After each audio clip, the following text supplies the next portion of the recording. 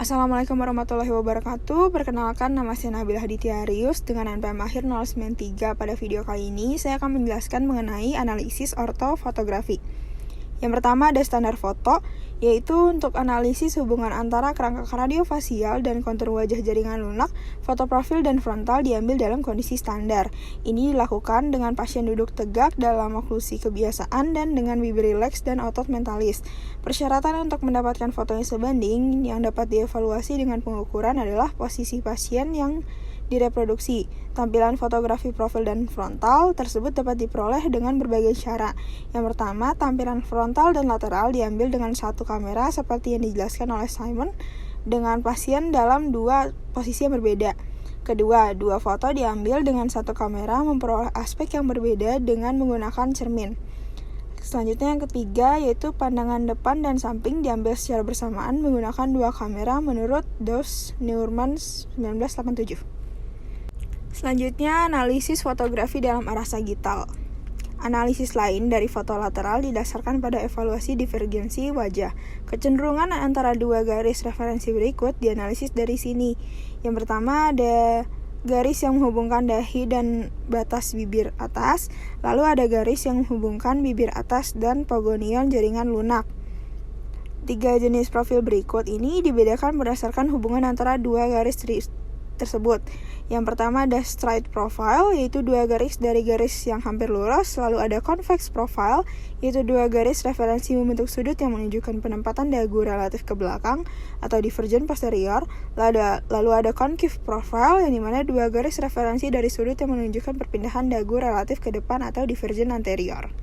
Selanjutnya ada metode evaluasi yang dimana garis referensi untuk garis atas ada glabella ke batas bibir atas dan garis bawah batas bibir atas ke puncak dagu jaringan lunak.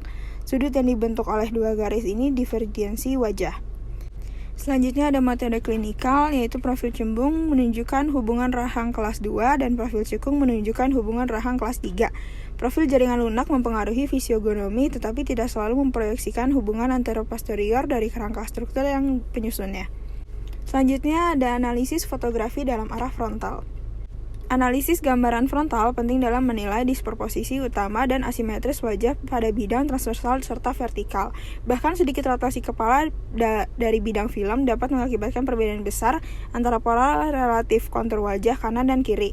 Oleh karena itu sangat penting bagi kamera untuk memposisikan tegak lurus dengan garis tengah wajah selama pemaparan. Untuk analisis klinis, telah terbukti praktis untuk menandai dua titik orbit dan membuat nasion kulit tegak lurus evaluasi pengukuran. Ahli diagnosa harus ingat bahwa asimetris fisiologi ringan antara kedua sisi wajah ada dan pada hampir semua individu normal. Selanjutnya untuk facial simetri. Untuk bagian kanan yaitu ada bidang referensi vertikal, bidang mid-sagital wajah melewati titik nasion kulit ke titik subnasal. Lalu ada bidang horizontal atas yang dimana bidang bipupillary. Lalu ada bidang horizontal bawah yaitu sejajar dengan bidang bipupillary melalui stomion. Penandaan bilateral dari titik orbit, ilustrasi skematis wajah proporsional simetri di bidang frontal. Sedangkan kiri adalah gambar frontal yang sebenarnya.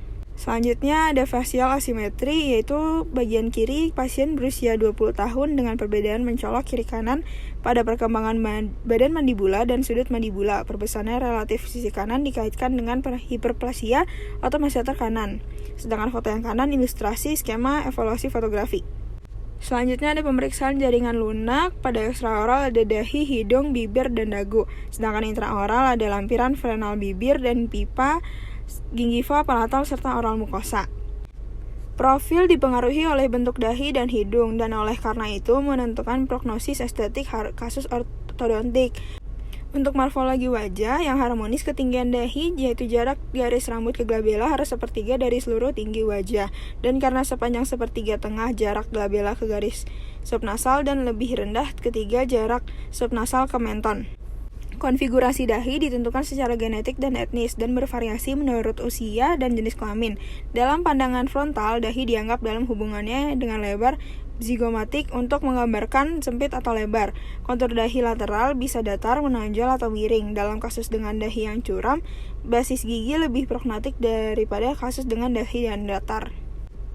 Ketinggian dahi diukur dari garis rambut ke glabella dan biasanya mengukur 1/3 dari total tinggi wajah, yaitu jarak rambut halus ke menton.